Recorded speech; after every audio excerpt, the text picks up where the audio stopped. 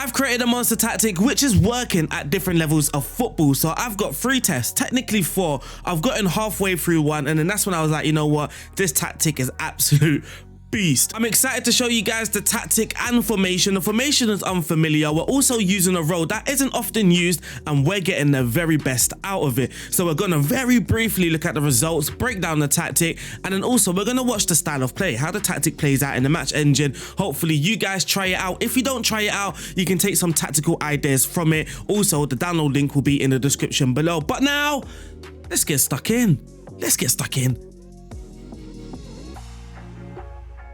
So we've done 3.5 tests. The first one was done at RB Salzburg in Austria. They are of course favourites to win the league, but the tactic itself was created for RB Salzburg. It's perfectly suited for them. They have the players for it, and I felt, you know what, let me test it out Salzburg first, and then it allows me to test it at different levels. After Salzburg, I went to the Vanarama National League South and I managed Bath City. Unlike Salzburg, Bath are not expected to win the league, still kind of higher up, 6th place, which is playoff positions, but they are not expected to win the league. The odds for them to win the league, 10-1. After Bath, I wanted to try a random league, a league that I've never managed in, so I went to Greece, where we are now managing OFI. Well, now managing, we tested it with OFI. Similar to Bath, they are expected to finish 6th, but there are less teams. There are less teams in this league, and look at the odds for them to win the league, 200-1. Now, keep that in mind. And also that £1, hold it, we may have to use it. And lastly, I went to Braga, and this is where I done half the test. It got to January and I was like, you know what, this tactic is an absolute monster. But why is it a monster? I will show you the results of the other teams at the end of the video, but I'm very briefly going to show you the Salzburg results. You can see Benjamin Sesko and Fernando, the 2 top goal scorers in this league, the average rating as well. The top 3, all 3 are our players. Player of the match awards, Benjamin Sesko, Fernando, clean sheets, the goalkeeper. Salzburg won the league, but we absolutely just blitzed the league. We played 22, we won 19, we drew 2, only losing 1, scoring 71 goals. The team that scored the second most goals scored 35, Wolfsburg. So you can see the amount of goals that we score compared to the AI in this league. So we had the most shots for, the fewest shots against, we had the fewest goals conceded as well. Now if I go to the data hub, you can see that we're scoring 3.12 goals per game with an expected goals of 2.49. Going forward, we are very, very strong. The XG as well, we top the XG. We're actually overperforming by 20 looking at the XG, but that's Salzburg. Salzburg are a very good team. Now we're going to break down the tactic, break down why it was so good at Salzburg, and then we are going to look at the results of the other teams, because it also worked, like the title said, at the other teams. So let's go and break down the tactic.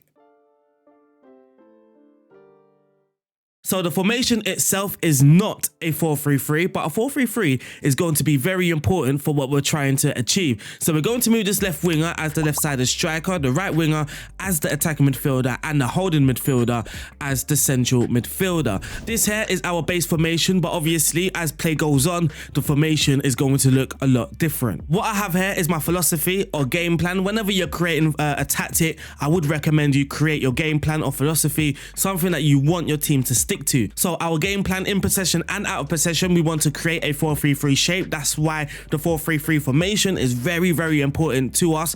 We want variations in build up and attack. We don't want to do the same things all the time. We want some variations. So in attack, the left-sided striker drifts wide momentarily, a left winger. The right-sided forward makes blind-sided runs or runs from deep, and the central striker is a typical forward, dropping deep, holding up play, and then attacking the box from deep or late.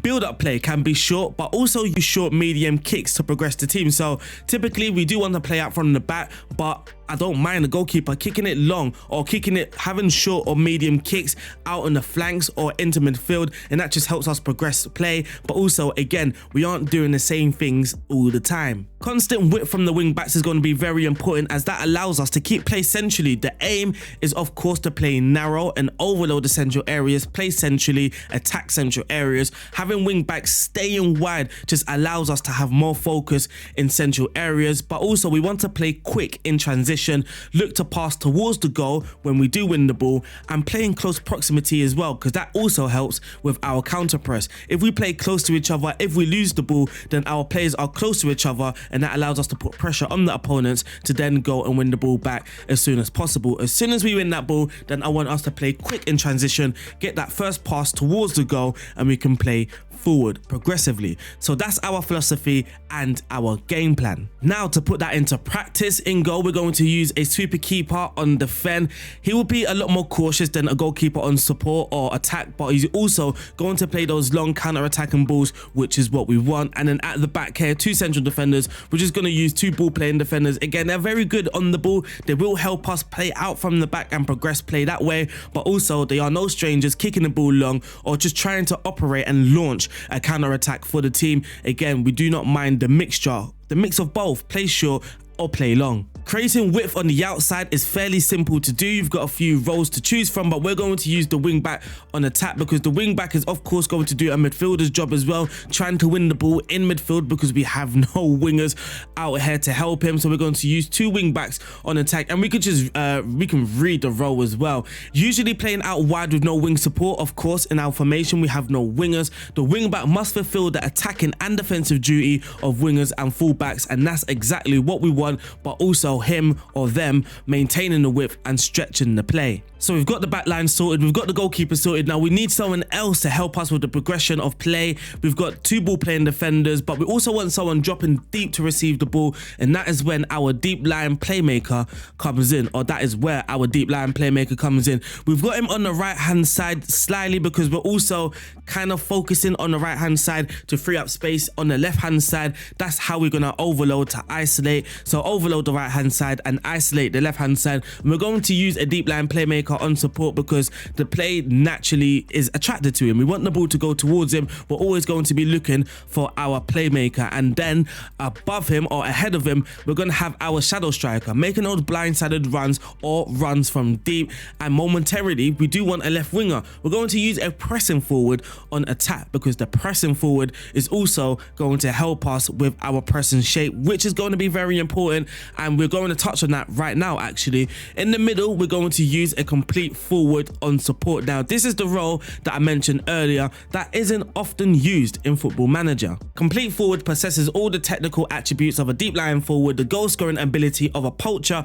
and the strength and power of a target man. He is equally adept at playing in others, fashioning chances for himself, and getting on the end of team moves. Now for us, the central forward between the 2 forwards allows him to drop deep in midfield and link play, creating a passing triangle between himself and the 2 other forwards. He is the calm. He will hold up the ball in the final third. We do have 2 attacking duties, the shadow striker and the pressing forward. They're more likely going to attempt those very risky actions, so he's going to be the calm and hold up the play. He's also going to stretch play and help stretch play during positional rotations. He's going to run down the channel to allow another forward to rotate or interchange positions with himself. He's also got shared responsibilities with the shadow striker. Both are able to penetrate but also able to create for each other and for the team. He also has to roam from position to be effective in the final third and disrupt opponent's defensive shape, cause uncertainty in the opponent's defense, and he does not lead the press. He's going to cut the passing lanes, and the outside forwards will press and set the passing traps. The centre forward will ease off tackles and close down less. So now in Football Manager what we will do is use a less often trigger press and ease off tackles. Now what is going to happen, he's just going to cut off the passing lanes in central areas. The pressing forward is going to set the pressing trap, but also along with the shadow striker, as the shadow striker does like to be aggressive off the ball. Now to fill in the other player roles, the outside central midfielder, we are going to use a Mazzala, just help linking up play on the left hand side, and then in the middle we're just going to use a central midfielder on support, sort of just holding his position in this sort of area here, and this is the tactic. So in possession you can see the 4-3-3 shape here. We've got Lars in the right back, we've got the left back here, the 2 two central defenders, Luis Pereira, sort of the holding midfielder, Bakic, and I can't pronounce his name, as the two central midfielders. And then you can see the three up top right there. We've got one striker attacking this channel, the other shadow striker attacking the other channel, and then we've got Luis Felipe here in between the two central defenders. So we're attacking all the channels here, and then we've got the width on the outside. You can see how this can cause just danger for the opponents. I mentioned as well about the left striker momentarily being a left winger. As we can see here, Groningen, he's drifted out wide to cover the space, but also to receive the ball from the left back. And again, you can sort of see that 4-3-3 shape. The three strikers, two central midfielders, or we've got a double pivot here at the moment momentarily, but one central midfielder would push forward ahead here, making two central midfielders, the holding midfielder, and the back four. This image, we can't actually see that great, but what's happening is the left back has the ball, and the shadow striker now has gone over to that right hand side to press. So though we do have obvious flaws on the flanks, we have no wingers, the wide attackers will work very, very hard for you in pressing out in those wider areas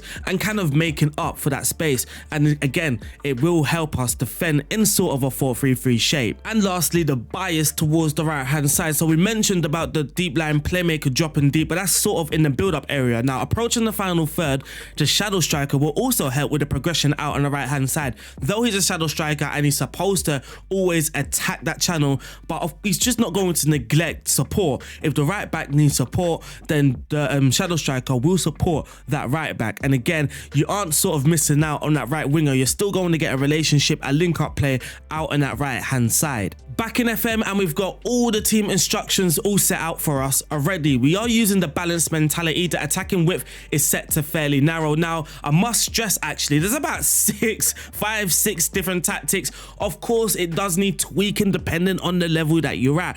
The exact same tactic that happened that we created at Salzburg, that exact same tactic is not going to work the exact same way at Bath City in the Vanarama National League South. We may need to make 1 or 2 tweaks, but I promise you the formation, the tactic is the exact same. You just got 1 or 2, possibly 3 tweaks, and that is it, which is what you want. You want variations. You don't want one tactic, because Football Manager, I think more of us are starting to appreciate the fact that there are variations rather than just one plug and play. So again, I'm just giving you variations as well, so it's more of a bonus. Attacking width set to fairly narrow. We want, of course, the play to be more in essential areas. The wing backs will just always hold their width. Approach play, pass the ball into space. I want that ball forward and passes towards the goal. Passing directness is set to shorter, but the tempo is on higher. This also helps us play quickly in transition. In transition, when the ball has been lost, we are going to counter press, of course, to try and win the ball back straight away, and then make counter attacking movements once we do win the ball. The goalkeeper will tend to throw it long and distribute to the fullbacks. Of course, that option isn't always on. That's when more times he will look to kick the ball long. Out of possession, we are operating with a high press, a standard defensive line. The trigger press set to much more often, so we're constantly breaking our shape to try and get the ball, and we are preventing the short goalkeeper distribution. Now, when it comes to player instructions, I've kept this minimum. So the only players that actually have instructions is the 2 centre backs that have dribble more. Everybody else has nothing. Oh, the centre forward has close down less and tackle or ease off tackles as well, but that's about it. And that there wraps up the formation, but I am going to show you the different variations. So yes, I do have 6 different variations. As you can see in my tactics folder, we've got a non-league version, non-league away, so you use that when you are playing away from home. Actually, I've got my notes for this already, so these notes will be here when you go to download the tactic anyway, but I'll just quickly run through it. The centre forward version, so the one that's titled exactly like this, we used it with a strong team, home and away. The version that has 2 on it is an alternative and used halfway through the season, home and away, so I did change it up halfway through the season. Then we've got a very defensive, close games out, so I beat PSG. Who else did I beat? I think I beat Barcelona as well.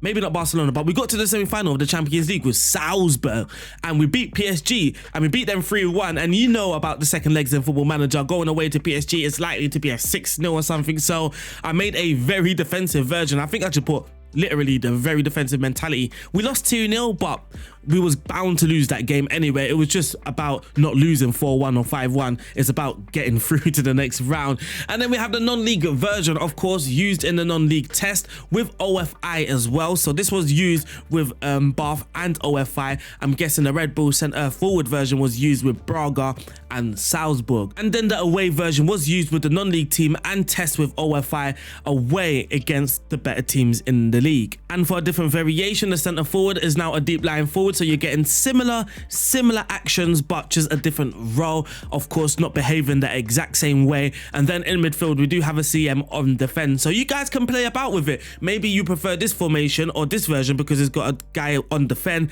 and then you can just change this player to a complete forward on support. You guys can tweak with it, play about with it. But now what we are going to do is look at the style of play, but also the results. Look at the results first, then the style of play. So we did see the results with Salzburg already, but I just wanted to show you guys us smashing PSG 4-1 at home. Benjamin Sesko getting a double. So did Fernando. Lionel Messi getting a goal. We did lose the second leg, if I can find it. We lost 2-0 away to PSG, but then we knocked out Ajax in the quarterfinal before then losing to Barcelona, obviously a step too far in the semi-final. And you could just see the amount of goals that our forward scored. Fernando scored 45 and Benjamin Sesko getting 36. The test with Bath, we also won the league here as well. We played 46, we won 36, drawn 4, losing 6. Goal difference plus 60. Look at the points tally, 112. We absolutely ripped this league apart. In the FA Cup, we got knocked out in the fourth qualifying round, and in the FA Trophy, we lost in the final to Notts County, which is harsh because in this trophy, every round we played a team that was in a division above us. So again, it was overachieving. We're knocking out teams constantly playing above us. So that's the Bath test in the National League. We won the league here. Looking at the stats, we scored the most goals, had the most shots for, the fewest shots against, and the fewest conceded. Absolutely dominated this league. The striker as well scored 42 goals. The central striker scored 29, getting 12 assists. Daniel Hayfield, the shadow striker, getting 14 with 15 assists. Scott Wilson, the strikers here, absolutely banging, but also creative as well. I was one striker getting 14 assists, the other getting 12, and the shadow striker getting 15 assists. So they are very creative, but also very clinical going forward. Now, this was the best result in terms of the prediction. Now, 200 to 1 to win the league. We weren't expected to win the league at all, but we absolutely dominated it.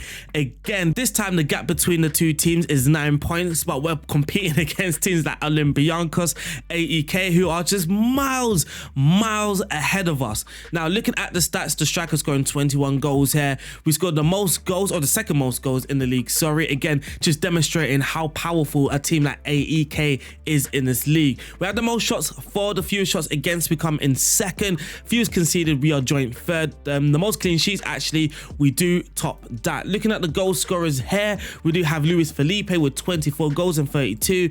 Fifi Perfumo, 11 goals on 20. You know what? Let me just show you his player attributes, just so for some context. That's his player attributes. This is our main striker.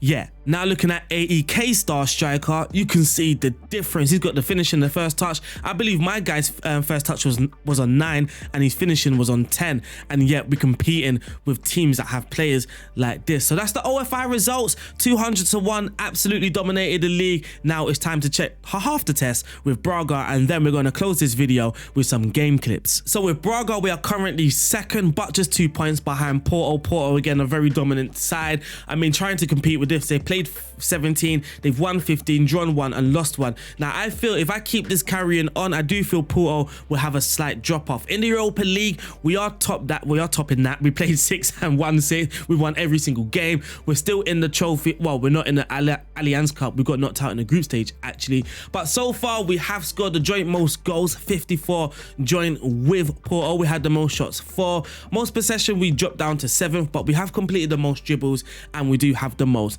clean sheets. Looking at the goals, Abel Ruiz, who is the central striker, he's the complete forward on support. He's got 19 goals with 6 assists. Look at his average rating, 7.56. Simon Banza, he's the pressing forward, 18 goals, average rating 7.65. The attacking midfielder, the shadow striker, look at his rating, 7.55, 15 goals. I mean, the front three are absolutely running the show in Portugal. But unfortunately, that wraps up today's video. I hope you guys have enjoyed it. Don't forget to like, subscribe. Liking this video will be hugely appreciated, as it helps this channel and video grow. And now, to close out this video, we are going to watch some clips of how the team played. But I'll see you guys soon. Stay safe. God bless. Peace out. Boop. So this one's labeled complete forward dropping assist. So I'm predicting he's gonna drop from his position. So here he is, the complete forward. He's deep and he plays an assist to Banza, and that is 1-0 to Braga. This one is labeled complete forward drop and go. So the complete forward has scored here. Look at his initial position. Look how deep it is, and then he attacks the box. He gets in there, smashes it in, and that is another goal for Abel Ruiz. Now this is the complete forward running the channel, swapping positions with the attacking midfielder. So the attacking midfielder is actually here, and now the centre forward has run the channel, swapping positions with the shadow striker, and he gets an assist as well for his troubles. Blindside runs, making runs where the defender just doesn't have an eye on you. He cannot see you, and you're making a penetrating run. And this is a shadow striker. This is a perfect example. So here's Phoebe on the ball. I'm going to pause it as it's happening. So here's Phoebe on the ball.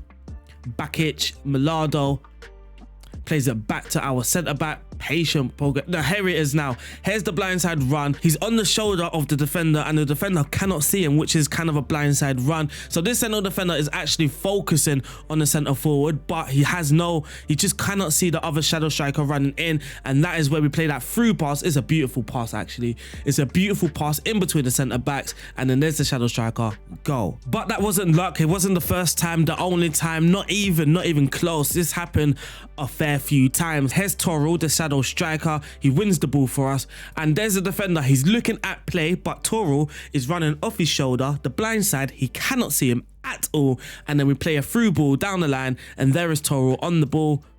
He's gonna whip it in. Fifi Perfuma, whatever his name is, heads the ball in, and that's the goal. And that wraps up today's video. I hope you guys have enjoyed it. Don't forget to like, subscribe. I'll see you guys soon. Peace out.